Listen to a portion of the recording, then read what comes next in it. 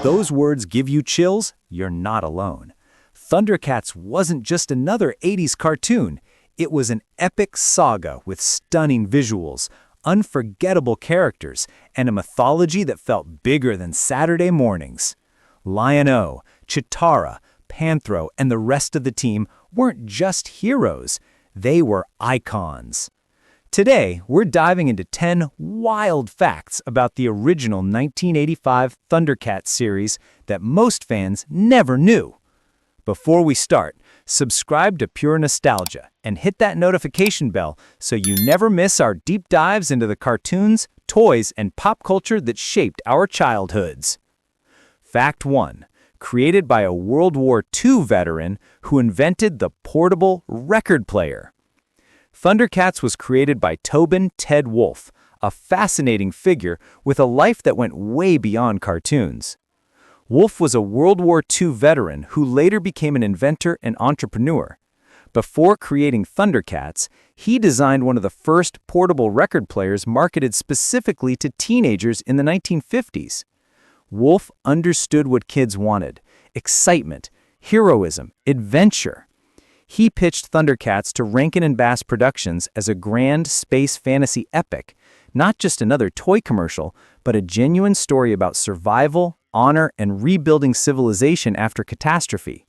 That vision is why ThunderCats felt different from other 80s action shows. It had weight, mythology, and real stakes from the very first episode. Fact 2. Animated by a Japanese studio, giving it that anime look. While ThunderCats was an American production, the actual animation was handled by Pacific Animation Corporation, a Japanese studio. This explains why ThunderCats looked so different from other American cartoons of the era. The characters had more fluid movements, dramatic action sequences, and visual effects that felt closer to anime than typical Saturday morning fare. The way Lion-O's eyes glowed when using the Sword of Omens, the detailed transformation sequences, and the way characters moved in combat, all of it had that Japanese animation influence. This collaboration between American storytelling and Japanese animation craftsmanship gave ThunderCats a unique visual identity that stood out in toy aisles and on TV screens. Kids could tell instantly that this wasn't just another cartoon. It looked special. Fact 3. Season 1 was finished 2 years before it aired. Here's something most fans don't know. The entire first season of ThunderCats was completed in 1983, but it didn't start airing until 1985. That's a 2-year gap between production and broadcast. Why the delay? Rankin & Bass and Telepictures were working out syndication deals with local stations across the country. They wanted to make sure ThunderCats would launch big, with toy tie-ins ready, comic books in stores, and maximum market penetration. This wasn't a rushed launch. It was a strategic rollout designed to make ThunderCats a cultural event, not just another cartoon premiere. By the time ThunderCats finally hit screens in 1985, the wait had built anticipation, and the show exploded. Fact 4. A staff psychologist reviewed every single script. ThunderCats did something almost unheard of for action cartoons in the 80s. They hired a staff psychologist named Dr. Robert Cusis to review every script before production. His job was to make sure each episode had a clear moral lesson and positive messages for children. This wasn't just about avoiding controversy or satisfying censors. The creators genuinely wanted ThunderCats to teach values like courage, loyalty, teamwork, and doing the right thing even when it's hard. Dr. Cusis would read scripts and suggest changes if a character's actions sent the wrong message or if a plot resolution felt too violent or morally unclear. This commitment to psychological review made ThunderCats more thoughtful than many of its competitors. Episodes dealt with themes like prejudice, sacrifice, responsibility, and the consequences of revenge. Heavy topics for a show about cat people with laser swords. Fact 5. Episodes were built around toy prototypes. Like many 80s cartoons, ThunderCats existed in part to sell action figures, but the process was more direct than you might think. LJN, the toy manufacturer, would send photos of prototype figures and vehicles to the writers before those toys were even finalized. The writers were then instructed to create episodes featuring those characters or vehicles, essentially writing 20-minute commercials for toys that didn't exist yet. New villains, new weapons, new vehicles. Many were introduced in the show specifically because LJN had a toy version ready to ship.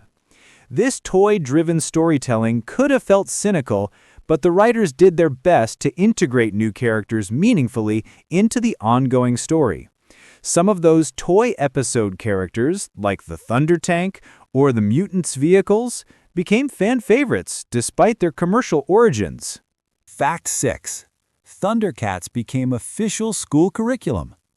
In one of the most surprising marketing moves of the 80s, ThunderCats became actual educational material. Rankin Bass produced around 40,000 study guides tied to specific episodes and distributed them to schools across America. Teachers were encouraged to screen ThunderCats episodes in classrooms and use the study guides to lead discussions about teamwork, ethics, problem-solving, and character development. The guides included questions like, "Why did Lion-O make that choice?" and "What would you have done differently?" This effort positioned ThunderCats as more than entertainment. It was educational programming. It also gave the show credibility with parents and educators, helping it avoid some of the criticism that other toy-based cartoons faced in the mid-80s. Fact 7. A tiny voice cast played dozens of characters. One of the most impressive aspects of ThunderCats was its voice acting, especially when you realize how small the cast was. A handful of actors voiced nearly every character in the series. Larry Kenney, for example, voiced Lion-O and also Jackalman. Earl Hyman voiced Panthro, but also played various other characters in different episodes. The actors had to switch between heroic tones, villainous snarls, and comedic relief voices, sometimes in the same recording session. This approach saved money and time, but it also created a unique vocal consistency across the show. Once you know that certain actors are voicing multiple roles, you start hearing the patterns. But as kids, we just accepted every character as totally distinct. Fact 8. There was a live arena show with Gumby on roller skates. ThunderCats became so popular that Rankin Bass produced a live arena show to tour the country. But here's where it gets weird. The show wasn't just ThunderCats. It also featured other Rankin Bass properties like Gumby and Pokey. The live show had performers in ThunderCats costumes battling Mum-Ra on stage, interspersed with Gumby and Pokey on roller skates, guiding the audience through different worlds. It was a bizarre mashup of fantasy action and claymation nostalgia, but kids ate it up. This kind of live spectacle was common in the 80s, when toy-driven franchises tried every angle to maximize their reach. The ThunderCats Arena Tour is a perfect example of how far the franchise expanded beyond the TV screen. Fact 9. It was designed as a big, risky epic from day one. Most 80s cartoons were episodic. You could watch any episode in any order without missing much. ThunderCats was different. From the very first 5-part origin story, it was designed as a serialized epic with continuity, character arcs, and ongoing mythology. The show opened with the destruction of Thundera, the ThunderCats fleeing as refugees, and Lion-O aging from a boy to a man during suspended animation, while his mind stayed childlike. That kind of complex storytelling was rare in children's programming at the time. Rankin Bass and Telepictures took a real risk betting that kids would tune in consistently and follow the ongoing story. But the gamble paid off. ThunderCats built a loyal fan base that stayed invested across seasons, expansions, and reboots. Fact 10. It outlived the 80s and refuses to stay dead. ThunderCats ended its original run in 1989, but the franchise never really died. Comic book publishers kept it alive with new stories throughout the 90s and 2000s. In 2011, Cartoon Network launched a full reboot with updated animation and darker themes. In 2020, ThunderCats Roar brought a comedic, stylized take on the characters. Hollywood has been trying to make a ThunderCats live-action movie for decades, with scripts, directors, and concepts coming and going. The characters have appeared in crossovers, video games, and endless toy re-releases. The fact that ThunderCats keeps coming back proves it was never just another 80s cartoon. It became a genuine piece of pop culture mythology that resonates across generations. A testament to Ted Wolfe's vision and the timeless appeal of heroes fighting for survival, honor, and justice. ThunderCats was ambitious, beautiful, and ahead of its time in many ways. It proved that cartoons created to sell toys could still tell meaningful stories with real emotional weight. From the Sword of Omens to the Code of Tundera, these characters taught us lessons we still remember. Now it's your turn. What's your favorite ThunderCats memory?